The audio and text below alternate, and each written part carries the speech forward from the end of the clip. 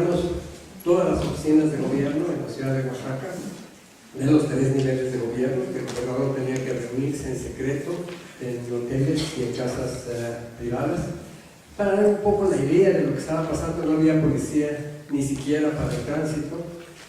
Una anécdota puede ilustrar qué estaba pasando en la sociedad oaxaqueña en ese momento. El sindicato de trabajadores de recolección de basura formaba parte de la APO. Entonces estaban recogiendo la basura todos los días. En 2 colonias, la asamblea de la colonia se para una noche y dice: espérense, siempre la basura hacemos lo que las autoridades dicen que hagamos, pero ahora nosotros somos los que mandamos, entonces tenemos que invertir eso. Entonces la colonia tiene que decidir qué hace con la basura, nos ponemos de acuerdo, decidimos dónde la ponemos, la procesamos o lo que sea, y entonces nosotros les damos las instrucciones a los servidores que recojan la basura donde nosotros decidamos que lo hagan. Es una mera anécdota del tipo de ánimo que estaba prevaleciendo en la gente en la ciudad de Oaxaca. Lo que ustedes vieron ahí también fue el momento en que el 1 de agosto las mujeres salieron a la calle. Es cierto, el video que ustedes acaban de ver es hecho por mujeres y representan una de las 1000 miradas sobre el agua, la mirada de las mujeres, pero ilustra muy bien un fenómeno que estamos llamando en Oaxaca la feminización de la política, cuando las mujeres toman en sus manos el liderazgo de la lucha social y allí no se ponen a hacer lo mismo que los hombres, sino algo radicalmente distinto. El 1 de agosto todas las múltiples organizaciones de mujeres se juntan para formar lo que ustedes vieron, la COMO, la Coordinadora de Organizaciones de Mujeres de Oaxaca. No tenían pensado hacer nada con los medios. En su meeting en el Zócalo, una señora dice: bueno, tenemos que preocuparnos porque están dando muy mala información, ¿por qué no vamos a la estación estatal y pedimos 15 o 20 minutos para dar un punto de vista diferente, para que nos oigan y la gente sepa que existe otra forma de ver el movimiento? Fueron a la estación, recibieron tan malos tratos que decidieron tomarla. No hubo sangre, pero se pueden imaginar lo que significa 400 mujeres muy enojadas tomando posesión de la estación.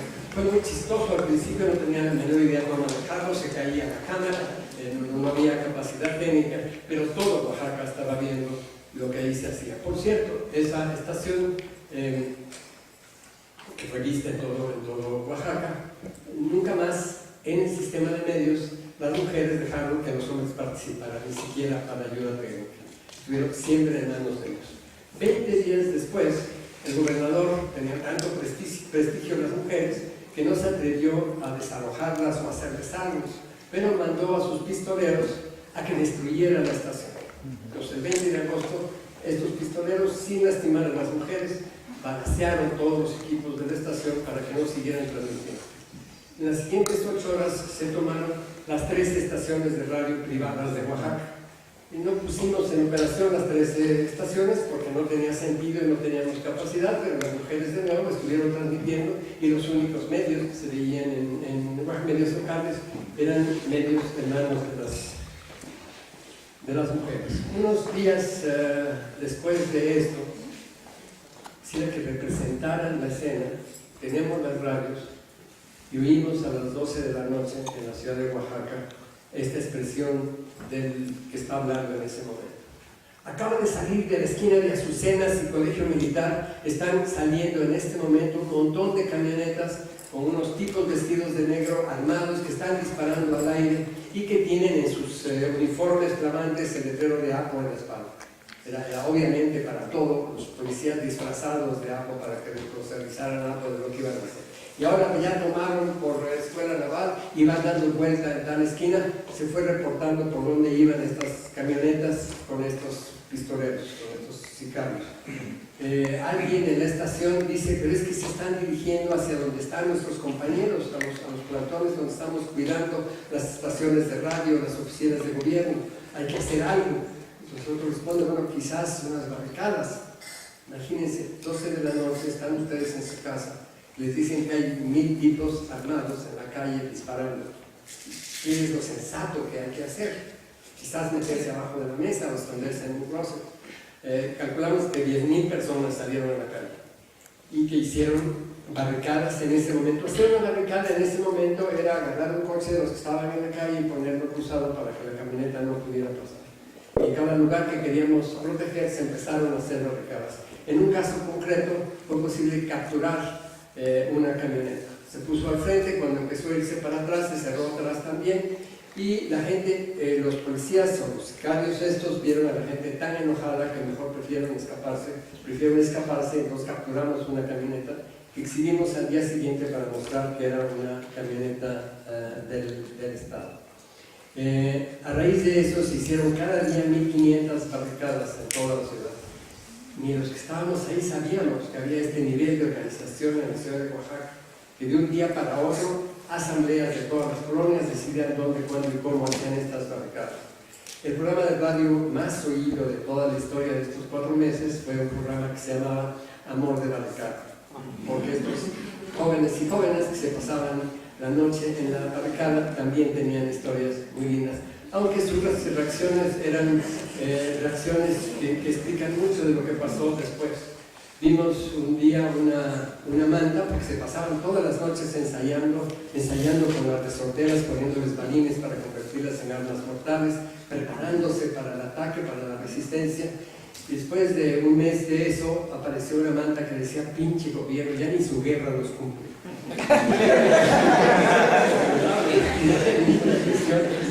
También estar combatiendo. Esto era el movimiento. Una idea más de lo que pasaba, si triunfó o no triunfó. Oaxaca tiene 500,000 habitantes. Tuvimos avanzado el movimiento, una marcha de 1 millón de personas.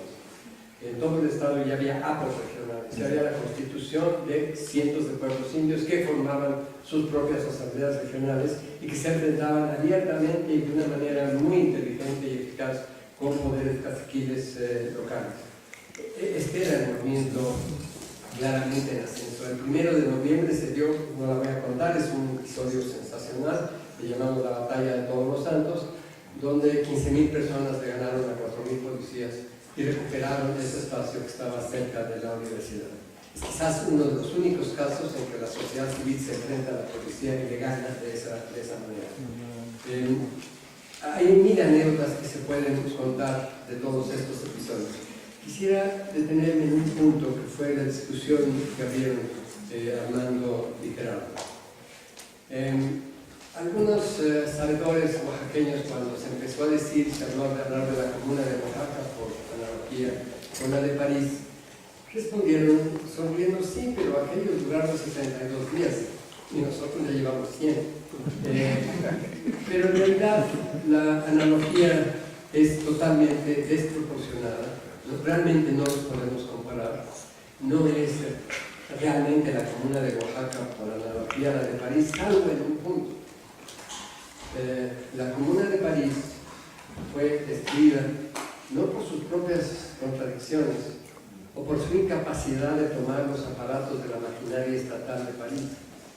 Fue destruida por los ejércitos europeos y nunca los parisinos, o inclusive en ese momento la comuna empezaba a extenderse por Francia, ya no estaba limitada a París. En ningún momento los parisinos o los franceses podían detener y controlar a los ejércitos europeos. Esa situación se reproduce muy claramente en Oaxaca. En Oaxaca, el 25 de noviembre, es el Ejército Federal, llegó primero la Marina, la ciudad de Oaxaca, y después los distintos cuerpos de la policía y el ejército para destruir el movimiento. Un movimiento que estábamos llenos de contradicciones, cometimos todos los errores imaginables, había realmente mucha confusión. El movimiento iba en ascenso y en consolidación cuando se produjo una represión que no fue solamente el acto concreto de tantos muertos y desaparecidos y presos que se llevan hasta Nayarit, sino que fue una acción continuada de intimidación selectiva, de detención de jóvenes en la calle solamente por el hecho de ser jóvenes, una campaña que podemos llamar con legitimidad de terrorismo de Estado. Quisiera comentar un chiste que hacían estos sabedores oaxaqueños, es tomar ciertos párrafos de la guerra civil en Francia. Y algunos de estos párrafos le cambiaban la enumeración, por ejemplo, de algunos de los oficios de quienes estaban coordinando y quienes estaban dirigiendo. Cambiaban algunos detalles muy locales de Francia y los leían en reuniones de asamblea ahí en Oaxaca. Y la gente creía que estaban hablando de nada. Así que esto no era una descripción de París, sino una descripción local, que era lo que estaba pasando ahí, y que se estaba abriendo a una discusión, lo que se leía de Marx, que había una discusión pertinente para lo que había que discutir en el año 2006. Entonces, un poco uno de los elementos para pensar la pertinencia o no pertinencia de la lectura de Marx. Pero algo abrieron Armando y Gerardo que quisiera contribuir a agregar mi contribución a la confusión general sobre este asunto del Estado o no del Estado. En enero de 1917, Lenin hace una declaración. Estoy viendo que viene una revolución en Rusia, pero mi generación no va a poder verla. Es decir, que Lenin ahí, entre la gente, no se entera que un mes después va a estallar la revolución. Que su juicio, su análisis de los hechos es que la revolución se va a dar así unos años después, cuando ellos ya estén muertos. No logra ver la revolución. Segundo elemento, entre febrero y agosto de 1917, cuando está pasando lo que está pasando en Rusia, Lenin escribe un muy famoso libro, Biblia para muchos marxistas, que se llama El Estado y la Revolución. Es un libro que exige hasta un análisis psicológico del texto. Empieza con un cierto texto de posibilidades generales sobre el Estado. La mitad del texto, a la mitad del texto y una proporción muy grande del texto total, es el entusiasmo de Lenin con la Comuna de París. Hablando de la destrucción de la maquinaria estatal y lo que Marx escribe sobre la Comuna de París. Y de pronto, de una página a otra, después de esta celebración de la Comuna, tenemos que tomar el Estado, se olvida de la Comuna para retomar el hilo clásico leninista. El hilo clásico leninista que lo había dicho desde 1905 en el Cáceres. ¿Cómo se hace la revolución? Dice un grupo de 12 intelectuales entrenados profesionalmente para conducir a las masas. Desde luego hay que educar a las masas en las tareas del partido, pero no elevarlas al nivel de los intelectuales, que eso es algo imposible y no conveniente. Esto es la revolución, esto es la clásica vanguardia, esta es la visión de esa vanguardia que exige tomar esas maquinarias estatales. Quisiera hacer esta provocación abierta. Parece que los primeros burgueses y proletarios murieron sin saber que lo eran. Ya habían creado las relaciones capitalistas de producción, ya había empresas capitalistas, ya estaban esas relaciones entabladas, ya tenían en sus manos este nuevo régimen del capitalismo. Pero sus cabezas seguían en la corte, seguían en el mundo feudal, estaban pensando en el siguiente baile, estaban pensando en los problemas del rey, no estaban pensando en el régimen que habían creado. Lo que quisiera decir es que no podemos darnos ese lujo. El nuevo régimen ya apareció, que circula entre nosotros, pero tenemos la cabeza de ayer, seguimos pensando en la antigua revolución, seguimos pensando en lo que era la revolución y en muchas formas, que si el Estado, que si no el Estado, que si tomamos esta maquinaria estatal, cuando la nueva revolución que resuelve todos estos problemas y que piensa de otra manera la realidad, está ya en la nueva condición de una nueva sociedad, de un nuevo régimen social, con otro tipo de relaciones sociales, ya apareció, pero es invisible para nuestras miradas que siguen atrapadas en el pasado. Así como burgueses y proletarios no pudieron ver que habían creado el modo capitalista de producción, parece que un amplio número de nosotros, particularmente yo diría en el sector intelectual, en el sector universitario, atrapados en sus propias categorías, no logran ver que el nuevo tipo de revolución ya está ahí. No creo que valdría la pena entretenernos en la discusión de si es Estado o no es Estado, lo que está en el ZLN. Eso lo podríamos hacer a partir de nuestra lectura en común, de nuestra lectura en colectivo, del primer volumen del Semillero, que ya está en circulación. Cuando tenemos un testimonio fehaciente de cómo funciona el zapatismo, de quiénes son, qué hacen, qué hay ahí de estructuras estatales o no estatales, qué cosa es eso, qué tipo de sociedad es eso. Podemos aplicar la categoría fantasmal de Estado a eso que está pasando en Chiapas y a lo que está pasando en muchas partes del planeta, entre nosotros, por todos lados, en colonias, en barrios, en comunidades. Podemos seguir aplicando estas categorías viejas. Inclusive sobre el zapatismo no existe el zapatismo, existen muchos zapatismos. Podemos decir con toda claridad que el zapatismo puede ser descrito como una comunidad de aprendizaje con una notable capacidad de aprendizaje colectivo. Sí, los 6 revolucionarios que llegaron en 1983 eran marxistas, leninistas, guevaristas. Y llegaban a crear una guerrilla para tomar la maquinaria estatal. Pero aprendieron a aprender después de un año de necedad con los pueblos indios, de tratar de explicarles, miren compañeros, que la lucha de clases y que el imperialismo y los otros diciéndoles, oye, tu palabra es muy dura, no te entiendo ni madre. Y entonces aquí después de un año empezaron a tratar de oír, bueno, sin palabra dura, ¿cuál es tu palabra? Y nació algo nuevo, el zapatismo, que no es ni marxismo-guevarismo, marxismo-leninismo, guevarismo, ni pensamiento tradicional de los pueblos indios. Es el fruto de un diálogo multicultural. Y allí siguió aprendiendo y cambiando el zapatismo.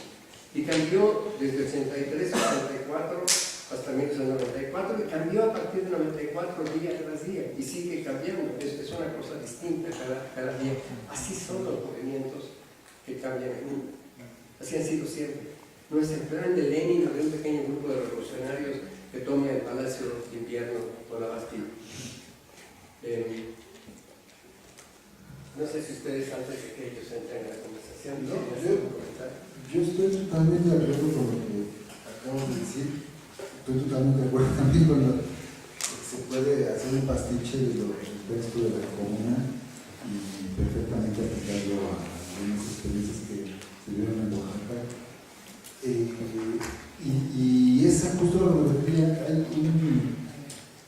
un discurso de Linera, el vicepresidente de Bolivia, sobre el socialismo que ya está, que no es un socialismo que está por venir, sino que está ahí importado, persistiendo, luchando, transformándose en los mismos intersticios de la sociedad capitalista, que además, Hueva ha sido quizá lo produce. A mí me parecía muy importante mostrar este video por el hecho de que ahí aparecen 3 elementos que a mí me interesaba destacar, que era primero el movimiento mismo, ¿no? Es decir, la organización misma que tiene su alcance, tiene sus limitaciones, y luego el movimiento dentro del movimiento, que son las mujeres. En el momento en que se transforma una relación social es en el momento en el que existe, pienso, un espacio de emancipación. Porque si en un movimiento las mujeres van a hacer la comida y los hombres van a tomar las decisiones, ahí no hay más que una forma tradicional de ejercer el dominio, ¿no? O ejercer. No sé si cambiando las relaciones de poder se cambie también algo de la dominación. Es decir, estoy seguro que el simple cambio de la toma de decisión, de alguien que toma la decisión, pueda ya cambiar la relación. Pero algo sí es cierto, es decir, de que la mujer sea una subjetividad ligada al espacio doméstico y luego ella misma se desubjetive o se desujete y vaya a un espacio político a tomar decisiones, ahí hay otro tipo de relación. Entonces había como un movimiento dentro del movimiento, ¿no? Como hay siempre en los movimientos. Pienso también en los zapatistas, cuando los zapatistas empiezan a reflexionar sobre la ley, o las mujeres proponen la ley revolucionaria de las mujeres, ¿no? Pues, ahí hay un movimiento que se encuentra en el movimiento y es un proceso constante de transformación. Por eso yo decía, son intersticios. Y el otro elemento que a mí me sigue pareciendo importante, no es tanto la toma del poder, sino la articulación de las demandas frente al Estado. Y yo me refería muy concretamente a la maquinaria, porque el Estado nunca va a actuar. El Estado, por mucho que se estile, si son los 4.000 policías que pierden frente a 15.000 ciudadanos, luego va a venir la Marina. Y luego va a venir la Marina, pero no van a venir los marinos de Estados Unidos, ¿no? Entonces, esa es la fuerza especial de la represión. O sea, a mí me parece, hoy más que nunca sigue vigente. ¿Por qué? Porque el Estado ya solo es eso, una fuerza especial de la represión que además tiene ya muchos tentáculos, no necesariamente ligados a lo que conocemos tradicionalmente como Estado. Entonces, perfectamente, yo pienso que, estoy de acuerdo con Gustavo, y el nuevo tipo de revolución no puede ser el de la vanguardia, no puede ser el de un sujeto, ¿no? Para decirlo en términos un poco teóricos, no puede ser un sujeto que abandere las demandas del conjunto de los sectores sociales, porque todos son diversos, ¿no? Todos esos sectores son diversos, no necesariamente tienen los mismos intereses, no necesariamente tienen los mismos objetivos, pero en algún punto se toca, y ese punto es justo el de la lucha en contra de la dominación. Yo creo que es mi aportación ahora.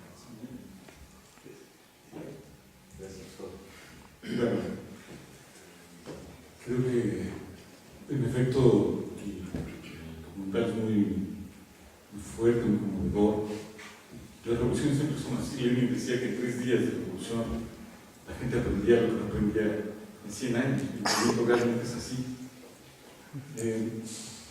De todos modos, porque el tema era justo la que recibió en Francia, su percepción, yo veía justamente Lenin leyendo la Comuna, lo que le preocupa es que no quiere que les vuelva a pasar eso. No quiere que les maten 30.000 personas, no quiere ser derrotado. Sí.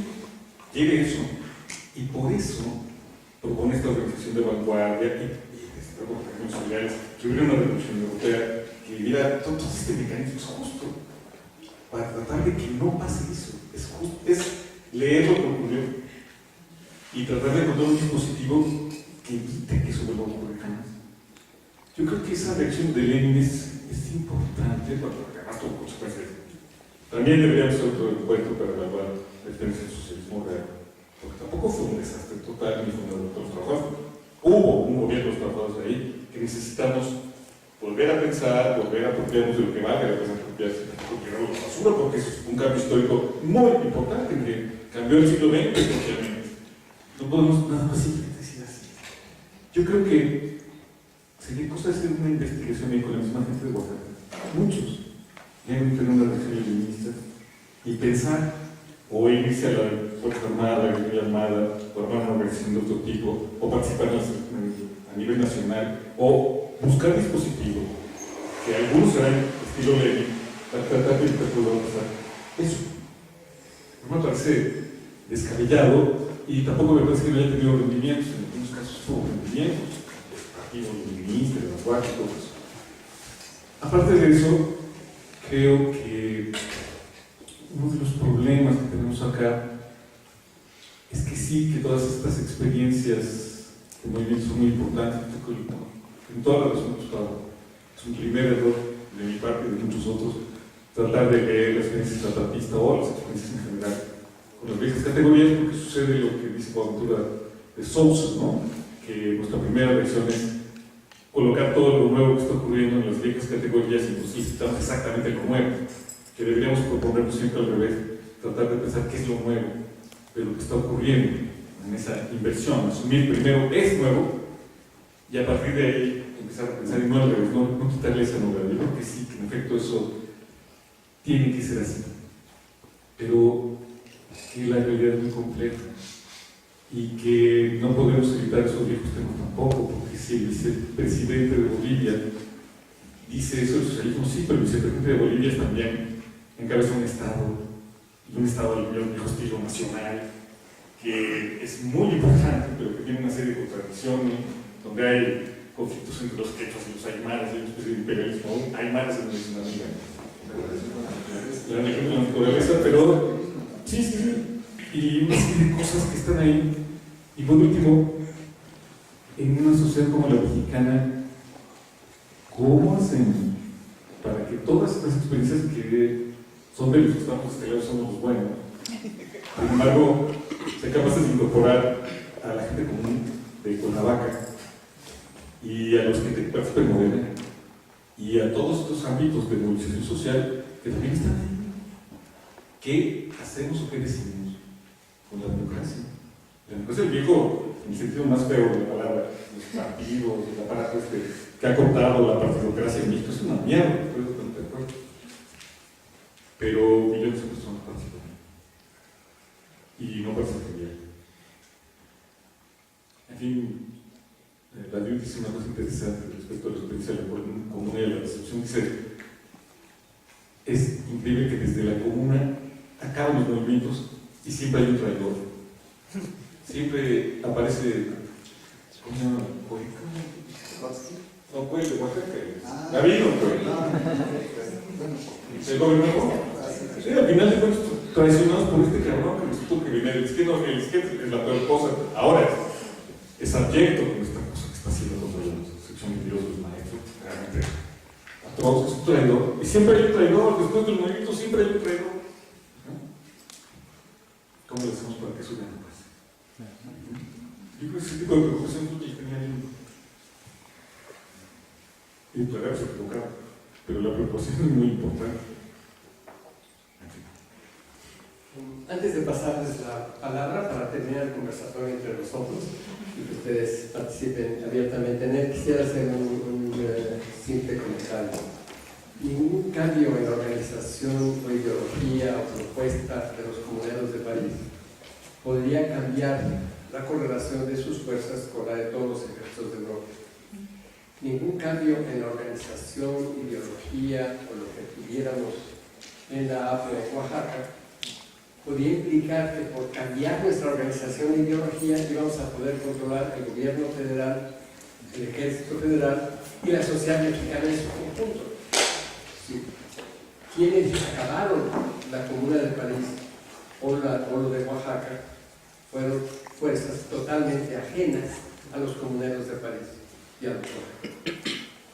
Ahora, lo que esto implica nos lleva a otro tipo de pregunta. La respuesta tradicional ha sido la única forma de enfrentar esto es la revolución mundial. Proletarios de todos los países unidos, nadie puede hacer nada en ninguna parte si no nos unimos para enfrentar esos poderes inmensos. Hay otras respuestas que parece estar dando la gente. A lo mejor lo que necesitamos hacer no tiene que ver con esta unión de todos los proletarios del mundo, sino con un cambio en el régimen de las relaciones sociales, un cambio en la manera de hacer las cosas que hace inútil, irrelevante o imposible la reacción de los ejércitos europeos o de la Marina y el ejército en Oaxaca. Y quizás eso es lo que está ocurriendo. Y así deberíamos explorar el zapatismo y otras muchas acciones en México y aquí. En fin, son de las preguntas que a lo mejor podemos empezar a explorar un poco más el día de mañana y el próximo jueves. Quisiera comentar algo que no es un mero accidente. Armando escogió este video específico de una colección de varios. Este video específico es hecho por mujeres y presenta claramente la mirada de las mujeres. El día de mañana no vamos a ver, si se anunció Marx ha vuelto, vamos a ver 11 minutos de una serie que ustedes pueden ver en internet, no necesitan venir aquí mañana para verlo, pero después de esos 11 minutos vamos a ver, que es simplemente una introducción al tema, un video de 1 hora que es hecho por mujeres de Tijuana. Vamos a ver Maquilópolis, que es una versión de las mujeres sobre la situación actual y sobre sus luchas actuales. No es accidente, el hecho de que estemos poniendo el énfasis en las mujeres es porque quizás es una de las exploraciones que estamos haciendo, y por esto es bueno el énfasis aquí en la cátedra Marx. Quizás lo que estamos viviendo es el colapso de 5.000 años de mentalidad patriarcal. Y esto es algo que parece que sí le faltó al querido viejo a Carlos. Sí.